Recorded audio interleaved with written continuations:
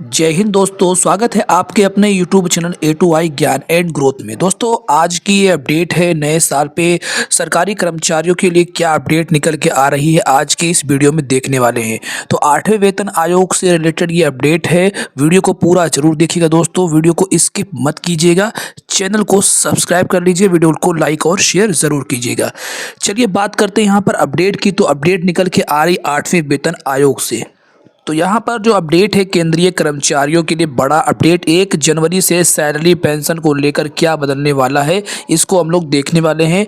तो अपडेट में यहाँ पर आप देख पा रहे हैं कि जो दिया गया है कि कब से लागू होगा 8वां वेतन आयोग। साथ ही साथ जो अपडेट है कि 8वें वेतन आयोग का जो स्ट्रक्चर होगा कैसा होगा।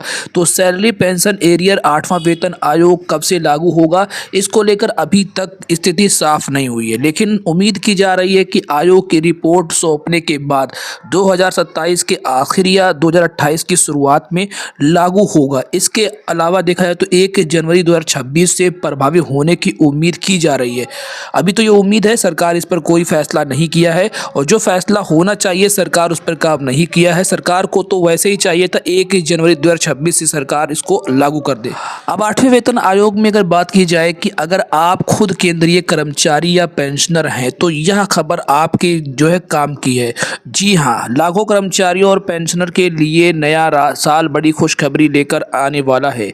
8वें वेतन आयोग की सिफारिश से की जाने की समय है, इसे लागू करने का समय जो है 1 जनवरी 2026 से होना चाहिए, लेकिन एरियर को लेकर जो प्रोसेस है 1 जनवरी 2026 से शुरू होने की उम्मीद है। 7वें वेतन आयोग के लागू होने के अनुभव के आधार पर यही उम्मीद की जा रही है कि सैलरी और पेंशन की पिछली तारीख से लागू किया जाएगा, यानी 1 जनवरी 2026 से 8वां वेतन आयोग जो है वो प्रभावी रहेगा यदि सरकार ने ऐसा अनाउंसमेंट किया, लेकिन सरकार ने अभी इस पर स्थिति साफ नहीं की है। वही बात की जाए कैबिनेट की, तो कैबिनेट की तरफ से 28 अक्टूबर 2025 को 8वें वेतन आयोग को मंजूरी दी गई थी, और इस पर सब बातें पुरानी है, इस पर मुझे नहीं चर्चा करनी, इस पर बात नहीं करनी, क्योंकि ये सब बातें जो है वो पुरानी है। बस इतनी बातें, यानी मई 2027 तक रिपोर्ट आने के बाद सरकार की मंजूरी और नोटिफिकेशन में कुछ और समय लग सकता है, लगभग 6 महीने लग सकता है।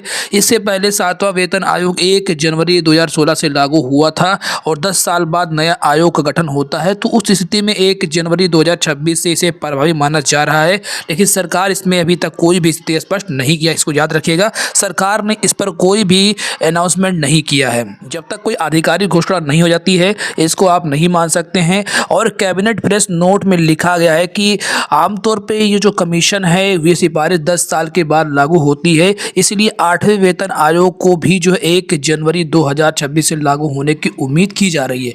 7वें वेतन आयोग में जो जुलाई 2016 से लागू हुआ था, बावजूद जनवरी 2016 से 6 महीने का जो एरियर है वो मिला था। काफ़ी इंपॉर्टेंट बात तो ये है।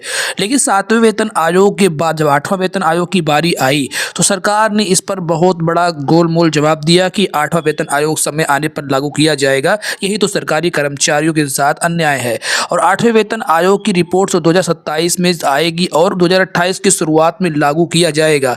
तो 2028 के शुरुआत में लागू किया जाएगा, इसका मतलब 2026 और 2027 का जो एरियर है वो सरकार क्या देगी, एक अहम सवाल है जिसका जवाब हम लोग तलाशने की कोशिश कर रहे हैं, और कोई भी अपडेट निकल के आएगा तो हम ज़रूर आपको देंगे। अब बात करते हैं कि कर्मचारी यूनियन क्या कह रही है। नेशनल काउंसिल JCM के स्टाफ और साइट सेक्रेटरी शिव गोपाल मिश्रा ने कहा है कि प्रोसेस में समय लगेगा, लेकिन सैलरी बढ़ेगी, 1 जनवरी 2026 से होना चाहिए, इसकी मांग है। सोचिए, जो हक है सरकारी कर्मचारियों की उसकी मांग की जा रही है। वक्त भी क्या वक्त है भाई। वेतन आयोग में देरी के बावजूद एरियर जो है इस पर मिलना, देखिए पीछे से मिलना चाहिए। नया वेतन आयोग लागू होने का जो फायदा है करीब 50 लाख केंद्रीय कर्मचारियों और 69 लाख पेंशनरों को मिलेगा। इसका जो असर है वो देखिए सैलरी और पेंशन और अन्य भत्तों पर ही बढ़ोतरी पड़ेगा। 7वें वेतन आयोग को प्रभावी हुए 1.02 लाख करोड़ रुपए था, लेकिन एक रिपोर्ट के अनुसार इस बार 2.4 से लेकर 3.2 लाख करोड़ रुपए तक हो सकता है। तो ये तो होगा यार, सरकार जब सरकारी कर्मचारियों की सैलरी 10 साल बढ़ा आती है, वेतन आयोग 10 साल में आता है। सरकारी कर्मचारियों को यह मिलना चाहिए, क्योंकि देखो यार, जब कोई भी पॉलिटिशियन की सैलरी बढ़ती है, पॉलिटिशियन का जब पेंशन बढ़ता है तो कोई भी विरोध नहीं होता है। अब बात करते हैं यहाँ पर कितना बढ़ेगी सैलरी। केंद्रीय कर्मचारियों की सैलरी कितनी बढ़ेगी, यह पूरी तरह से फिटमेंट फैक्टर पर निर्भर करता है। फिटमेंट फैक्टर अभी तय नहीं किया गया, लेकिन जानकार कहते हैं कि इसके तो 2.5 से 3.0 तक होने के अनुमान लगाए जा रहे हैं। काफ़ी ज़्यादा होगा, अगर 2.5 देगी सरकार तो सरकारी कर्मचारियों का अच्छा फायदा होगा, लेकिन ऐसा नहीं होगा।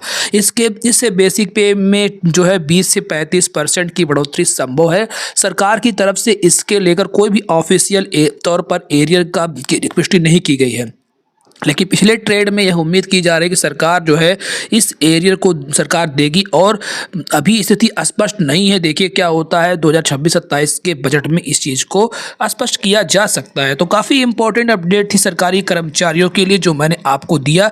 उम्मीद करता हूँ कि ये वीडियो आपको अच्छा लगा। वीडियो अच्छा लगा तो वीडियो को लाइक और शेयर ज़रूर कीजिएगा। चैनल पे नए हैं तो चैनल को भाई सब्सक्राइब करके रखिएगा, बेल आइकन को प्रेस करके रखिएगा, क्योंकि यहाँ पर A2I ज्ञान एंड ग्रोथ बहुत ही सटीक और बहुत ही समय पर अपडेट मिलता रहता है।